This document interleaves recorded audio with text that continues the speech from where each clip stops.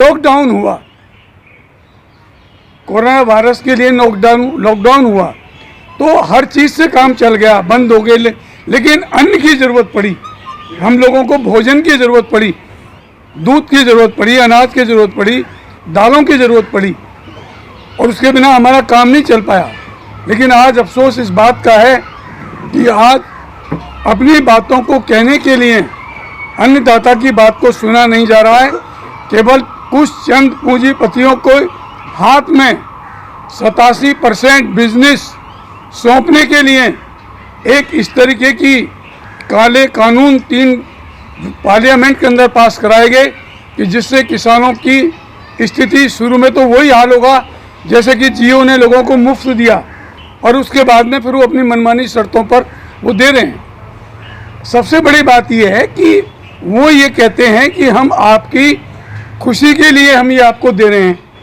हम आपकी खुशी के लिए 3 कानून पार्लियामेंट में पास किए हैं। ये वैसे ही बात हो रही है जैसे कि कोई एक बच्चा कहता है कि मुझे आप एक फुटबॉल दे दो, और हम उसको पेन देने लगे और ये कहे कि तुम्हारी खुशी के लिए मैं पेन दे रहा है। बच्चा कह रहा है मुझे पेन नहीं चाहिए, मुझे फुटबॉल चाहिए। भाई आप किसानों की खुशी के लिए ही तो 3 कानून लाए हैं। आपके कहने के मुताबिक किसान कह रहे हैं कि हमें इससे खुशी नहीं मिलेगी, हमको तो जो पहले थे उसी से खुशी मिल रही थी, वही रहने दीजिए। तो उसमें क्या आपत्ति हो सकती है? मिनिमम सपोर्ट प्राइस, जो मिनिमम सपोर्ट प्राइस है, न्यूनतम खरीद का जो मूल्य है, किसानों का उपज का जो मूल्य है,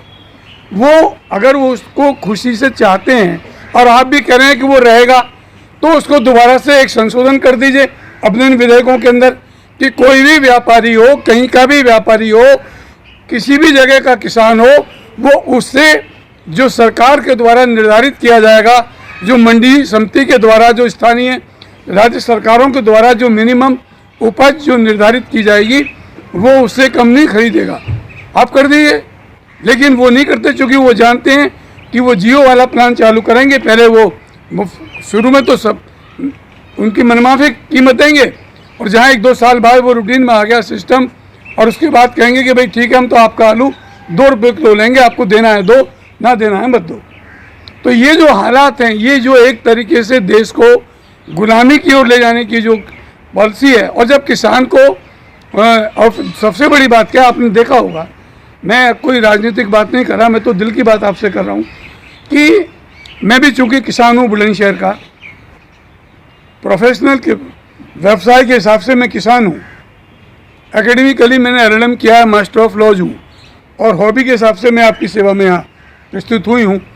मेरा कहने का मतलब ये है कि जब आपने देखा होगा कि कुछ दिन पहले आलू पंजाब के किसानों ने, हरियाणा के किसानों ने, यूपी के किसानों ने आलू जब 2 रुपये किलो बिका तो उससे सड़कों पर फेंक दिया। लेकिन वही आलू के जब चिप्स आपने खरीदे तो वो क्या भाव आपको मिले? तो हमारे कहने का मतलब ये है कि उपभोक्ता तक पहुंचने में और किसान की उपज के बीच में इतना अंतर नहीं होना चाहिए, इतनी बड़ी लूट नहीं होना चाहिए, इतना बड़ा धोखा नहीं होना चाहिए जो वर्तमान में चल रहा है, और जिसकी आगे आने वाले वक्त में बहुत ज़्यादा उम्मीद है, और वो और अधिक बढ़ेगा, जिसका खतरा हमारे किसान भाइयों को है। हम किसानों का जो आंदोलन है वो पूरा का पूरा गैर राजनीतिक है, और हम लोग केवल सरकार से आपके माध्यम से बड़ी विनम्रतापूर्वक, आग्रहपूर्वक ये निवेदन करना चाहते हैं कि वो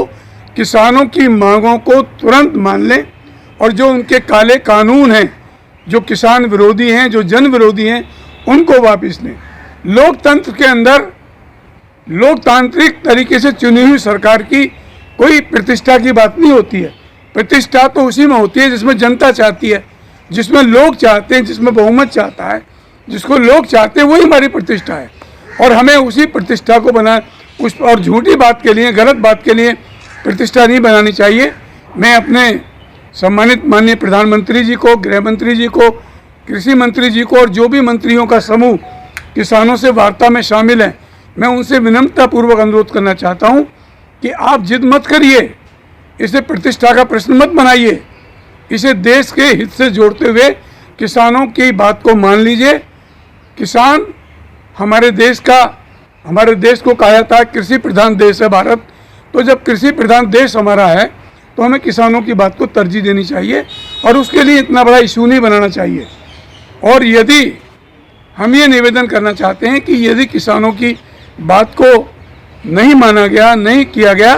तो इसका जो परिणाम होगा वो आज आप देख रहे हैं, जो दिल्ली में हमारे साथी रह रहे हैं उनको भुगतना पड़ेगा अनावश्यक रूप से, चूँकि सब्जी नहीं आएगी, दूध नहीं आएगा। हमारे जो और साथी दिल्ली में हमारे भाई रहते उनको दुखी होगा। तो हम ये बड़ी आपके माध्यम से भारत सरकार से प्रार्थना करना चाहते हैं कि किसानों की मांगें जो हैं वो उचित हैं और राष्ट्रवादी कांग्रेस पार्टी, नेशनलिस्ट कांग्रेस पार्टी, एनसीपी, इनके हमारे जो माननीय राष्ट्रीय अध्यक्ष हैं शरद पवार साहब, हमारे माननीय महामंत्री प्रफुल्ल पटेल साहब और हमारी जो सारी नीतियां हैं वो किसानों के ऊपर ही आधारित है। हमारी पार्टी का जो मेन एजेंडा है, जो हमारे उद्देश्य हैं, जो हमारे कार्य हैं, वो किसानों के हितों को लेके हैं। और आपने देखा होगा कि हम वो बात कर रहे हैं जो हो चुकी है कि यूपीए गवर्नमेंट के अंदर जब हमारे माननीय राष्ट्रीय अध्यक्ष माननीय शरद पवार साहब कृषि मंत्री थे तो किसानों की हर उपज का मिनिमम सपोर्ट प्राइस किया गया और उससे भी ज़्यादा उनको दिया गया और किसानों को अपनी उपज को उसका व्यापार करने के लिए भी उनको बाहर भेजने के लिए भी अधिकृत किया गया। चीनी मिलों को बाउंड किया गया इस बात के लिए कि वो क्या किसानों का जो गन्ने का बकाया है उसको तुरंत दें। और जब देखा कि इतने से भी बात नहीं बन रही, किसानों की आर्थिक स्थिति नहीं सुधर रही, तो फिर किसानों का कर्ज माफ़ किया गया। वो सब आपके सामने है। हम ये बताना चाहते हैं कि जब राजनीति के अंदर कोई प्रतिष्ठा नहीं होती, सरकार अब जैसे कि आपने देखा, और मैं आपके माध्यम से महाराष्ट्र सरकार का धन्यवाद भी ज्ञापित करना चाहता हूं कि उन्होंने धान का मूल्य जो मिनिमम सपोर्ट प्राइस तय किया गया है उससे 800 अधिक रुपए महाराष्ट्र के किसानों को देने का फैसला किया गया है। ये जो किसान हितैषी कदम है इसकी मैं महाराष्ट्र सरकार के लिए और माननीय शरद पवार साहब के प्रेरणादायक नेतृत्व के लिए उनको बधाई देना चाहता हूं।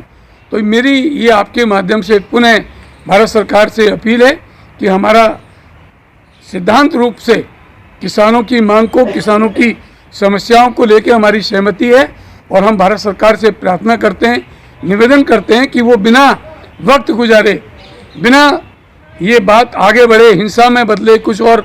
लोगों को असुविधा हो, वो जनहित में तुरंत किसानों की मांग को मांगे और एक लोकसभा का विशेष सत्र बुलाकर इन कानूनों को वापस लें। ये मैं आप सबके माध्यम से प्रार्थना करना चाहता हूँ। धन्यवाद। जय हिंद। सनराइज समाचार को सब्सक्राइब करें और बेल आइकन को ऑल पे सेट करें ताकि आप हमारी आने वाली वीडियो का नोटिफिकेशन सबसे पहले पा सकें।